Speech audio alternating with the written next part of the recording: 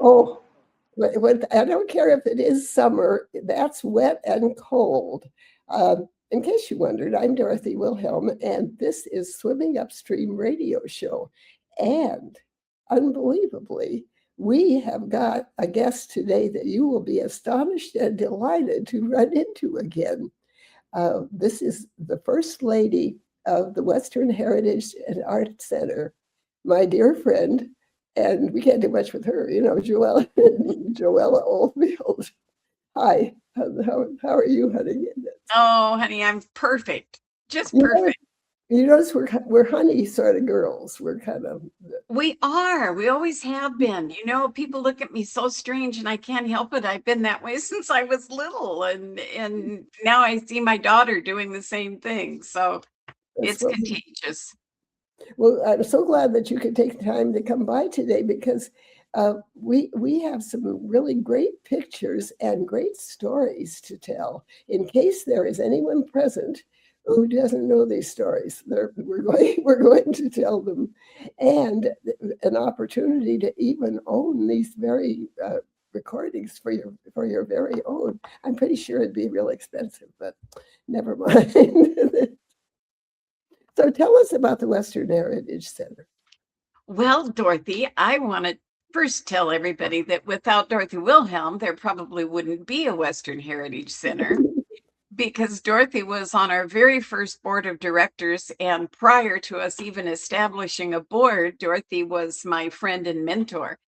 And I came to her and said, Dorothy, I want to open a museum, a gallery. I want to show off Dad's paintings. And I said, but Daddy says he doesn't want just a gallery or an art shop. He wants a school for little kids. So I had to sit down and beg Dorothy for a lot of help and guidance in those years. So it was 2001 that we started talking about it.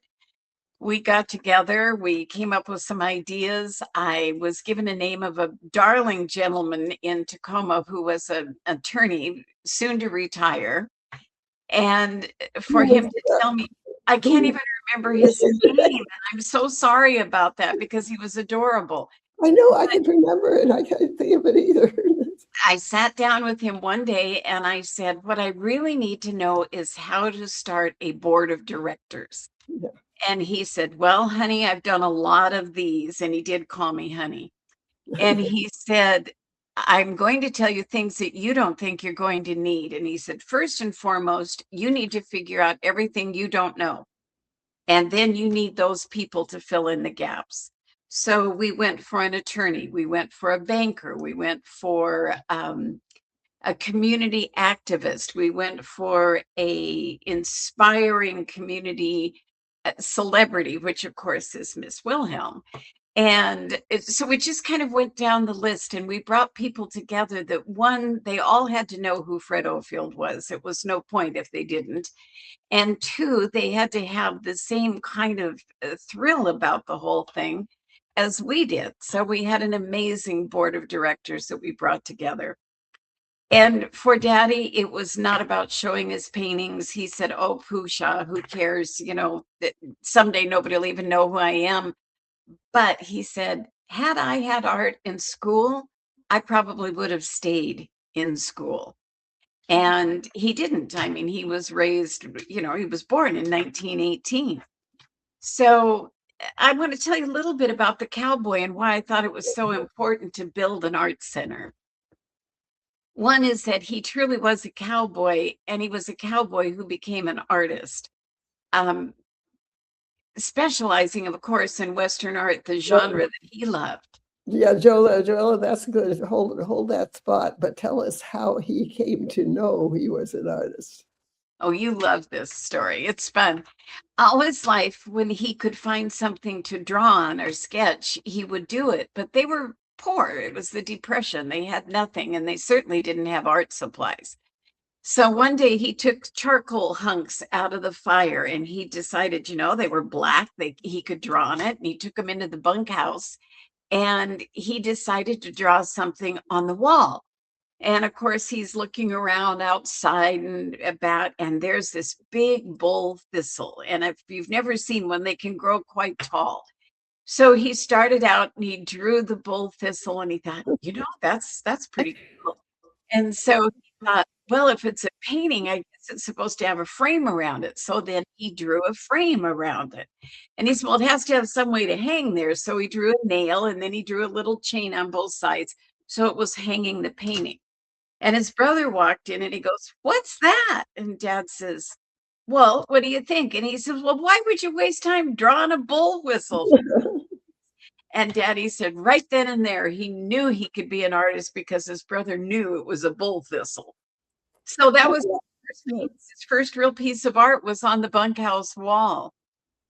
His mother also always drew, and so she encouraged Dad. But again, they didn't have the supplies in school. The only thing he got to do was draw the maps for the teachers because they didn't want to draw the maps, and Daddy liked drawing the trees and the mountains and the different things that would go along with the topography. But they didn't have art in school. They didn't study art. He knew nothing of it. And as the years went on, working on the farm, and they were migrant farmers, really. My grandpa leased land wherever it was available. My dad, cute little Fred, rode 1,000 miles, well, actually over 1,000 miles in a covered wagon. And he lived through this space of time that he went from covered wagons to watching a man land on the moon, owning a cell phone and screwing around on the computer. I mean, the span of time was just an incredible journey for him.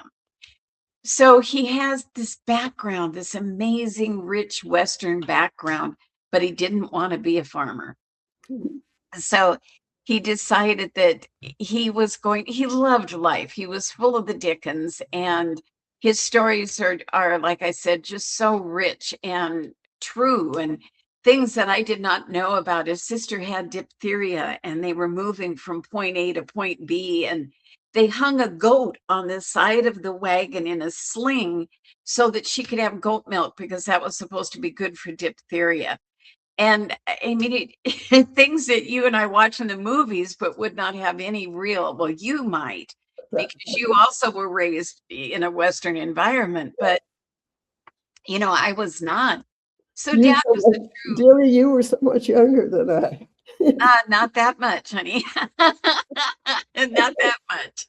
So, a lot of things happened in Dad's life, and the war happened, and he lost some very special people to him. And he joined the service. He first joined the Navy, and then they never called him, and he was upset about that. He was ready to go, and his brothers were ready to go. So he went back and he joined the Army. So he said he was AWOL from the Navy for 60 years. So he probably was, but in fact, the Army took him and off he went to the war. But when he came back, he tried to go back. He worked for actually I don't know what it was called then, not the university, but the Washington State College. Maybe it's now Wazoo. And he worked in the horticultural department, drawing all their weeds and things that they were experimenting with. But he knew he just this isn't what it was going to be for him. And he had met my mom by then. He had met my mom many years prior, actually, but he and my mother were married by then. And she encouraged him. She said, I don't necessarily want to be a farmer's wife either. So let's do something. So he decided to go to art school in Seattle, which was then called the Burnley School of Art. And he went on the GI Bill. And so they up and moved to Seattle. I was 11 months old. And at first, Dad went over by himself and went to school and then came home on weekends. And it was kind of a crazy time. And he decided that he really hated sign painting, and the art school was all about commercial art at the time. It was more about advertising, and he didn't like lettering. And so he and the teacher came up with this plan. If Daddy would paint murals, which he was getting jobs for because he could make money, she would come and grade the murals because they didn't want to lose his income from the GI Bill for the school. And he didn't want to lose the income from them either. So he would get mural jobs all around town. And on Friday night, she'd come down, and he said she would sit at the bar with her glass of beer and she would watch him paint, and then she'd grade the painting, and she kept him enrolled in school. So that was a win-win. He started establishing his reputation in town. He painted murals from the Canadian border down into Oregon. He spent a bit of time back up in Alaska where he painted murals. And from there, he decided that that was great, but he really, really wanted to paint. He wanted to paint paintings. He wanted to tell a story. So he began his art career. It was slow. He did a lot of things while he was first, trying to break into the art world. He worked as a clerk at Chubby and Tubby's, and he drove a dry cleaning truck. He did a lot of things to make sure he kept bringing money into the family. And as time went on, he just had this, I don't know, what do you call it, Dorothy? He had the it factor, and people gravitated towards him. Everybody wanted to be around him. They wanted a part of him. They wanted to be in his sphere of the world because he loved life larger than anything. He lived it. And so his popularity grew, his paintings sold. He started, really, really establishing his reputation in the Western art world. And his relatives were another story, because we were from Eastern Washington, and everybody over there was a farmer of some type or something in the farmland. And they couldn't imagine that Dad would give it all up to be a painter. So half of them thought he painted houses for a living, and the other half thought he was a hippie from the 40s and certainly, didn't know what he was doing with his life. And one weekend, he had an art show in Spokane, Washington, and he won Best of Show. And this was 1976. He won that award, and his painting sold for $1,575, which was a lot of money in 1976. Well, it hit the newspapers, and it hit the Yakima paper. And so all the relatives read it. Fred Oldfield, hometown boy, wins Best of Show, and it goes on and on. And it put the price of the painting in there. So they were all astounded. And actually, many of those relatives started buying paintings from Dad. It was quite cute. So they all of a sudden became part of his cheering squad and encouraged him to keep going. He did a lot of things. He had crazy ideas, and God bless my mom, because she just cheered him on and went along with everything he did, including he built an Indian village up at Mount Rainier. I was a student in Seattle schools, big school. I had my own locker. We could wear Tangy lipstick to school. I was in 7th grade, and Dad starts talking about this. So we spent the summer up there, and it was really fun. And he built this big concrete Indian on the side of the road and held his hand up and said, howdy, to folks. So people would stop. And my sister and I would sell his little paintings for $3, $5, and $8. And he would go out fishing during the day because he loved nothing more than fishing, maybe even better than painting. So we did that. And the next year he decides he's going to move up there and build a whole Indian village and tell the true story of the Native Americans. He was raised on the Yakima reservation. He loved his Indian friends and neighbors, and he was very adamant about telling their true story and not sugarcoating what happened to them. So I just kind of I want people to understand that Fred lived in this Western world that he painted.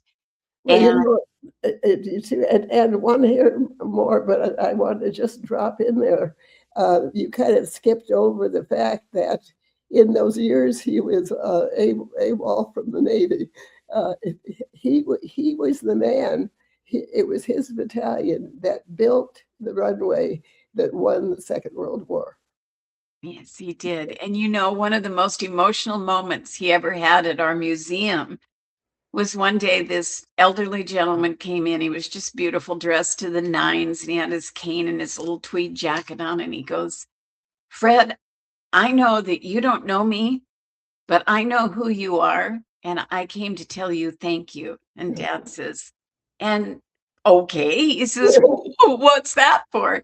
And he said, "I was the first pilot that landed on the runway that you cleared for us the day we had to win the war.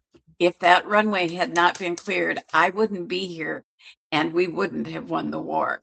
And he brought my dad to tears. Well, He and he said should have, because that was absolutely true. it It was a he miserable existence up there. And, because there wasn't a lot of battles being fought, people kind of ignored that part of the war, but it was well, Dad's diaries make it funny, but the truth of it all is it was cold and wet, and they never got dry, and their bunks were damp, and the floors were wet, and they had to go out in blizzards and try and clear these runways and build them, in this terrain. So it was a very emotional moment when he came to see my dad, and he came and visited every year after that until he passed. But they got quite a friendship going, the pilot and the grader operator. So they were darling together when they'd come and visit. I can um imagine. we do have some photos if we want to share them of Fred as a little boy. And I'll be glad. he swears this picture, for those of you that aren't seeing this, it's of Fred in an old wicker chair with a dress on, and he swears it's his sister, but we all know better. It's Fred. It was his little christening dress. So he truly looks like he came right out of the early 1900s, which he did. 1918, he was born.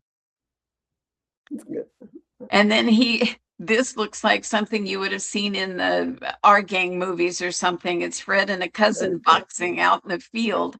And this is exactly who and what they were, the little bowl haircuts, the dirty overalls, shoes if they had them, and they didn't always have them, and somebody else's hand-me-down shirt. So I've always loved this photo. It just shows little boys being pranksters even when they, had nothing else that they could play with. That's pretty good. Yeah, I love that. And this is, I always thought this is what they took the Our Gang comedies from. It's Fred and all his cousins laying on their tummies, and then the two little girls in the background saying, "We want to be part of this," but the boys have the show. They're all set, and Fred's way over on the far left, and his brother Dick on the far right, and the cousins all in between. And it's to me, it's just a touching photo. I love it. There was joy even in the hard times. And here's Fred, probably in his 30s, you know, breaking a horse. He loved riding. He loved working with the horses, but he really never wanted to just pitch hay and grow potatoes, although he was a champion potato picker. And he said that was because he was short and he could get to the ground easy and fast. So he was not made for farming. I know but he loved the horses, and so anytime he could be around them, he certainly was. And he grew up farming and working with the horses. This is probably when Fred was in his 40s, still riding, getting out on the range. He was one of the only white men that was actually invited back to the Toppenish Reservation to ride with the Blodgett family. They gave him special permission, and he had to have a permit to be able to come out there and ride. And he worked the roundups with them every spring and every fall.